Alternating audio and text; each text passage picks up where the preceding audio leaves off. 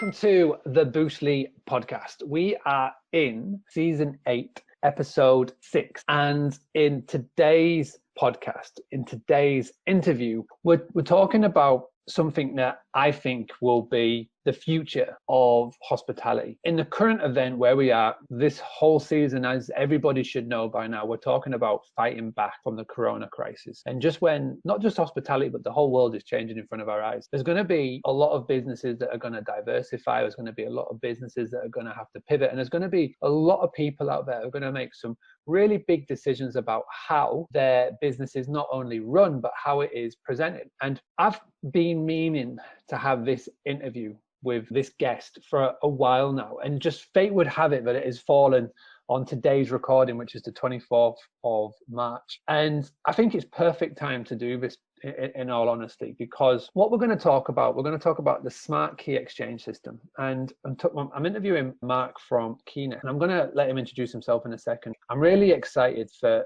introducing everybody to it. I'm excited to find out more about the business, more about Marc's journey, and as well how it's going to help moving forward. Before we do begin, a very quick shout out to Hostfully. They are the Boostly podcast sponsors, as you all know.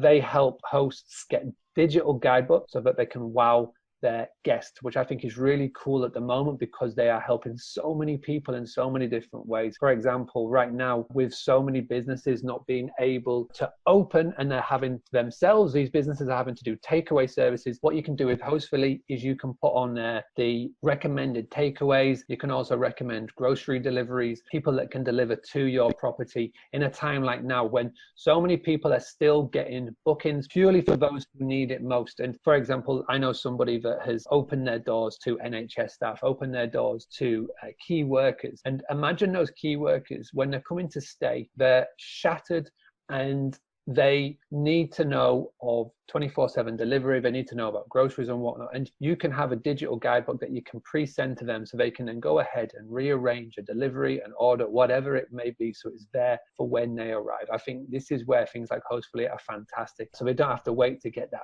paper version, which so many people still have in 2020. So anyway, those are the podcast sponsors. You go get one free digital guidebook right now by going to hostfully.com. If you sign up for their premium service, you get 2 months free just by being a Boostly podcast listener. Just put Boostly to it. Thank you, Mark. What a pleasure to be here. I gotta tell you, you may be the king of social media, but I am certainly not. So I'm very pleased to be here. Keynest is the business I started with Florian, my co-founder, 4 years ago in London. What we do is basically solve that problem of how do you get the keys to the guest when you're not available. We also solve the problem of how to get the keys to the cleaner or to the greeter if you've got a very high-end property. We work in 13 countries. We have over 2,500 stores, 95% of which are 24/7. Yeah, if you haven't heard of Keynest before, it's a very good way of welcoming your guests in a way that is fully tracked, so that every time that your guests pick up or drop off a key, you get pinged with an email from us, and that is fully secure so that only your guests have access only when you want to. We also integrate with a number of PMSs in the industry. I'd love to know a little bit more about you before Keynest. What's sort of your background before? What were you doing before you and your co-founder met and decided to come up with this business? So actually, I was working in private equity, nothing to do with keys or Airbnb, but found myself living in a flat that was actually bigger than we needed, and so we ended up renting a room on Airbnb. This was 4.5 years ago, where that was actually really profitable. Renting out a room paid for the entire rent. Airbnb wasn't really so big at the time. It was a bit more similar to couchsurfing, I guess. Yeah. But it was taking off super quickly. So yeah, me and Florian thought this is it. This is the idea. And then we went out looking for shops to hold keys for us, which was totally strange for them in the first instance. So we thought this isn't going to get a very good reception. Let's see what we can find in terms of stores. And actually we found that stores were super happy to do it because they made money from the guests. Now we've got a network of quite a lot of stores, some of which the most popular ones that will welcome hundreds of guests every day have turned up into some kind of reception desk. They started selling, travel adapters, guidebooks, tours, all sorts of things that help tourists get around the city and enjoy their experience. Where would you say is the the most popular area, city, country for Keynest still? Still, it's London. We find the London market is actually just so deep and is quite professionally managed for the most part. There's some very large players here that use it as well. People like Vive, Guest Ready, Air Sorted, used to be Hostmaker as well as a number of kind of smaller guys that, the service department community that have got, anywhere between 2 and 20 flats. Those are also pretty popular. So what we're basically going to be talking about today, we're going to talk about a number of things. Obviously, we're going to talk about the coronavirus crisis that is currently hitting the hospitality industry, but we're also going to sort of talking about the other side of this, because this is going to end. There will definitely be an upturn. Guests will start to come again, and people will start to be using more properties. So we just want to sort of educate people of what they could do to be proactive for when this happens. But let's just, for a quick second, and we're recording this on the 24th of March. I think that looking back, it was maybe from the 12th or the 13th of March afterwards. So in the last sort of 10 days, that this has all really hit a key part of the year and obviously of the bookings. Now, we're going to talk averages. We can't obviously give exact, but just on average, could you just sort of paint a picture just from your stats that you've seen from the guests, from the customers that have been using you, and from your clients? What's a normal average, would you say, on a monthly basis sort of transaction rate that you're normally looking at, pre-March? What sort of numbers are we getting at? Yep, so I actually had the chance to crunch the numbers just before this. You're looking for a month like March, which is more towards an off-peak type of month, around 100,000 key movements per month. And so we're big enough now to track the whole market. So that actually held up until 14th of March. We were still having sort of what we see as expected normal numbers, and then you see this massive drop after that weekend, coming down to sort of 2/3 of the normal volume. And then since Friday, over the last weekend, we had just 1/3 of the normal volume, and it's still going down. So, once it gets to 1/10 or so, I think it'll stabilize, because there's still people that are checking in for longer term leases and stuff. So we're still looking at 30. We're still looking at 30,000 transactions that are happening, and obviously, like I say, London is a big part of what you do. It's like the majority of you say your booking. So when there's no denying that there's a start drop there, but I think what we need to say to people is that there are still transactions, there are still bookings, there are still customers and clients out there. Like I say, at the present moment in time, we're recording this on Tuesday the 24th of March. Last night there was a lockdown. All non-essential travel was pretty much banned. Hotels, guest houses and the likes have been told that they have to close, but service accommodation, self-catering, those are still open. And like I say, those of you that are listening to this, those of you that have accommodation, those of you that are opening up your doors to key workers, NHS workers, care home workers. I had a direct message today from a host who has got a booking from a BBC reporter needing to be in London. So again, there are people that are able to be proactive in this. So there are still bookings out there. So don't just think that this is all doom and gloom. Don't just think you have to close and shut up shop. There is still potential out there, specifically, like I say, in the larger cities. But what sort of words of advice, what sort of words of encouragement have you had personally from, obviously, what I love about Keynest, and I see these in the Trustpilot reviews, I see this when I chat to people, is that your customer service and your community is very strong. What sort of words of encouragement, what sort of advice can you pass on to people that may be tuning into this right now and thinking it's all a bit doom and gloom? So first of all, if you're outside London, things look much better. It's not even half of the effect that we see in London, outside London. And that's because I think a lot of people who are in London are feeling quite stuck in their tiny apartments and looking for a bigger place. So there's definitely a different kind of market, more the staycation, nationals traveling inside the UK, maybe who don't have a second home but could afford to go somewhere else now that the lockdown's being enforced. So look out for those. And then if you're looking more at the long term, just consider the fact that everyone is in the same boat. And below you are the hotels that have got fixed leases that they can't do anything about, number of staff, etc. Those are in much dire conditions, and those are likely to actually close, some of them permanently, which means that when demand picks back up, there's going to be a shortage of supply. The same way that demand has sort of evaporated very quickly, it will come back very quickly because people stuck at home. It's not good for relationships to be stuck 24 hours a day. There's going to be a lot of divorces at the end of this, I'm sure. But jokes aside, the industry of travel is one that people, as much as it's considered to be a leisure and an enjoyment, it's also something that people need. People need a break. In one of those destinations that are easily accessible for people, then you're likely to benefit if you can just pause your business for the next 3 months or so, and then re-emerge with everything to go at with a little bit of budget for marketing. You're likely to benefit a lot from those bookings at that. What about Keynest right now? Have you got an office-based situation, or are you all remote? How is your business model at the present moment in time? So we are all working remotely, but our stores are still live.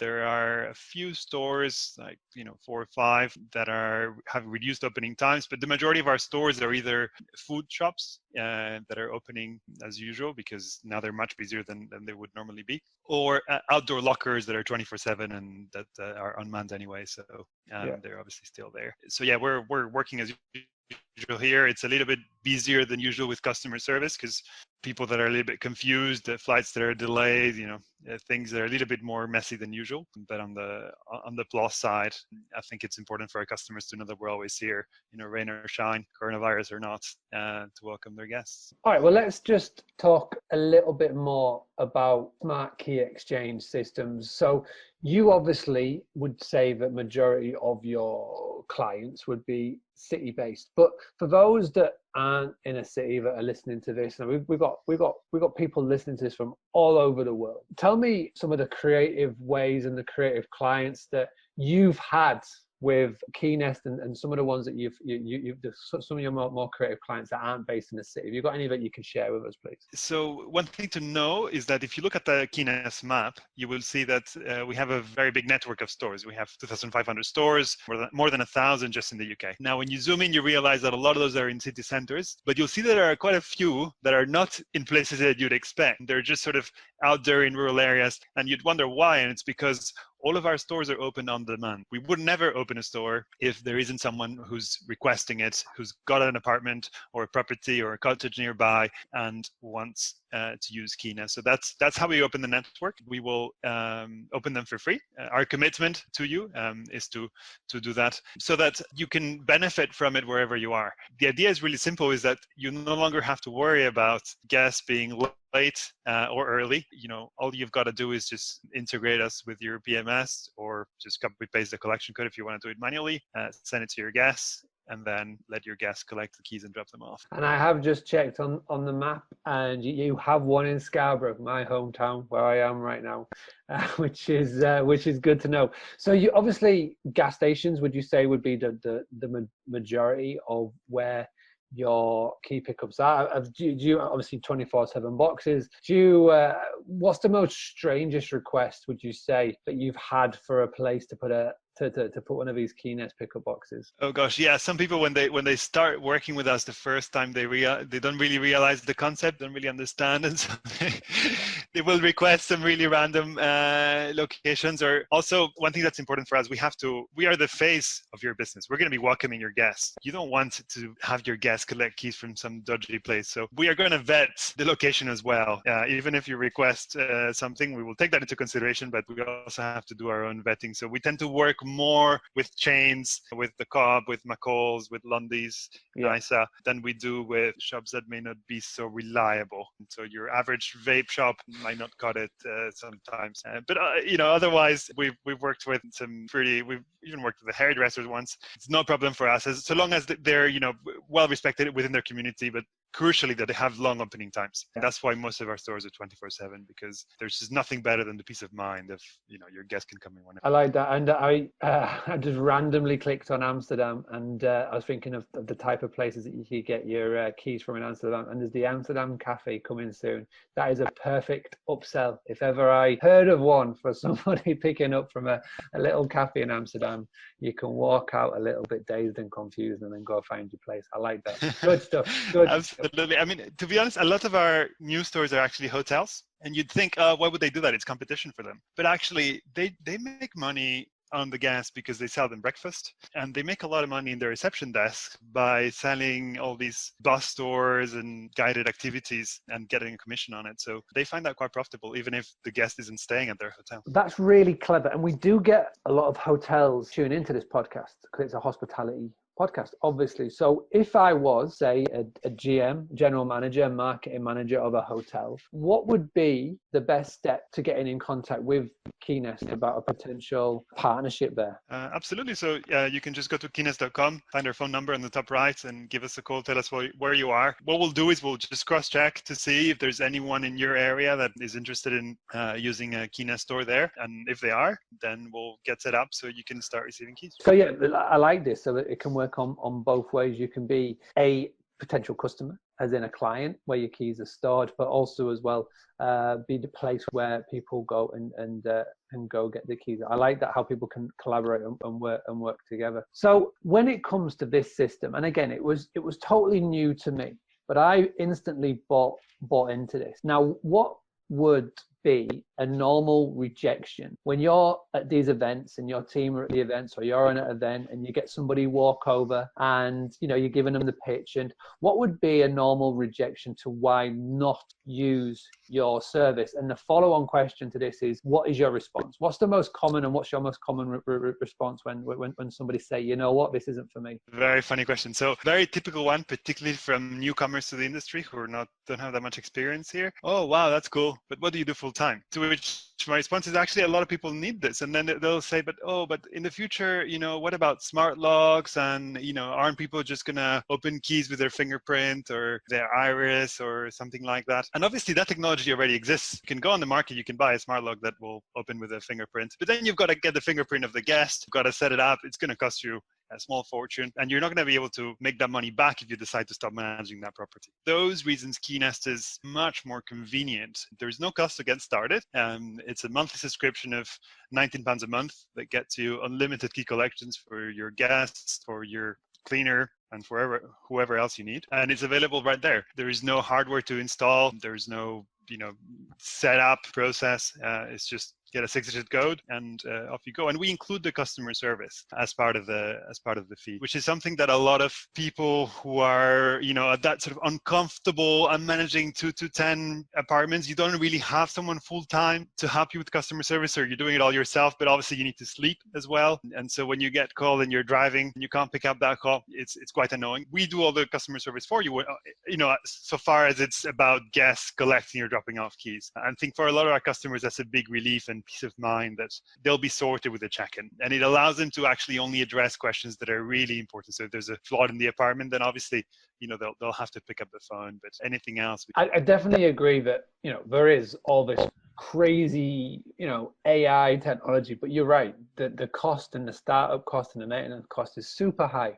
And if you're got 1 or 2 properties, or you're new in this, or you're trying to keep your costs as low as possible, particularly in a time when the coronavirus is meaning that everybody's going to have to cut back on unnecessary costs. £19 to have this feature where specifically if you don't live in the town or city where you are running your accommodation business from. I mean, I know hosts that have driven for every check-in 1 hour there and 1 hour back, which is crazy because you're taking 2 hours out of your day. And if you're doing that twice a week, that's a lot of hours. If you add that up over a full year, you're literally losing days in just traveling to meet your guests. And particularly if they're late or if they cancel last minute, then, that's a lot of lost time. You can lose all the money in the world, but you can make it back. You cannot lose your time. So I think something like Keynest, which is really cost effective, it's got such good reviews. I've used it, I loved it, and I think it's something that everybody should be checking out. So if someone is listening to this and they're thinking, right, I want to find out more, do they just go to keynest.com? Is there a place they can go to get more resources? Like, where's the best place to go to check out more about your company, Marc? Absolutely. So if you go to Keynest.com, you type in your postcode, you'll see the nearest store. If you want to chat to us about it, you've got any questions, you're welcome to give us a call. Otherwise, there's a really complete explanation. The service is really simple, so it won't take you long to understand how it works. Most customers that are on our website, they'll sign up after 2 minutes, and then they'll get their code so they can drop off their keys. So it's pretty straightforward. One common, thinking back to your question now, one common thought that people have is, oh, but what about the in-person welcome? I thought that it's the Airbnb experience. Everybody wants to be welcomed in person. And I think it's a question we get less and less now. Maybe it was a more popular question 2 years ago when, Airbnb was all the rage about living like a local. We actually did a survey of guest preferences. And we've got some clients who give the guests a choice between having a greeter dressed up in a suit who will shake your hand and give you the keys versus you collecting your keys yourself from the Keynest, and 80% chose Keynest. It doesn't have any effect on reviews either. It's a bit of an urban myth that people want to be welcome. I think a lot of travelers nowadays, especially with Corona, they're just like, I can let myself in. I need my privacy. That's kind of what they're paying for when they're booking to your place. Obviously, that you also get the chatty American who wants to know everything about the area you're in, which is fine. But for most cases, not only is it cheaper for you to welcome them in a sort of automated way with Keynest, but it's also a better experience for the guests. I think you mentioned something there which is really clear. Like this world is going to go back to normal, but it's going to be a new normal. And how long is it going to take for where people are confident to shake hands again? And where are people confident of being in strangers' company, particularly right now, of how the world is and how the UK is and how the wider world is. So something like this, you're right, where maybe a year ago, 5 years ago, 10 years ago, it was all about live like a local, you got to go and greet your guests and whatnot. And now it's different. Bed and breakfasts may have to start thinking about this. The whole bed and breakfast model might have to change, and how you interact with guests that are staying at your property might have to change. And it's crazy to think now because all of this is so new. But what comes out from the back of all of this, who knows? But I think something like this, having this service on hand, is a real nice selling point. And if you're not looking into it, please do. Please look at Keynest. Like we say, there's loads of options, but I've used you guys. I like you guys. Your Trustpilot reviews are amazing. People that I know, like, and trust, love you guys. So please do check it out. Marc, I just want to say thank you so much for doing this. It's been a pleasure. I wish you all the best. I wish you all the luck. And if there's any social media platforms where people can reach out to you, where's the best one? Which one's your favorite? Where'd you like to spend your time? Or, if anybody wants to reach out and let's say hi. You're welcome to reach out to us on LinkedIn and Facebook. Me personally, I'm more on LinkedIn than a Facebook guy, but you'll find us on every platform. There we go. All right, buddy. Thank you very much for doing this. And thank you, everybody that has tuned in. Can I just ask a massive favor? All that I want for you to do is just go on to your social media of choice and just tell everybody about this episode. You can go and find the full blog write-up. Go to boostly.co.uk/podcast. Season 8, episode 6, it's right at the very top. You'll be able to see it. Go grab it. Go grab the link. Go share it. Go tell somebody about it. And whilst you're listening to this, go and rate, review, and subscribe over on the Apple podcast. All right, I'll be back again for another episode of this Corona series and how we're going to fight back as a hospitality industry. Until then, look after yourselves, stay safe, and I'll speak to you very soon.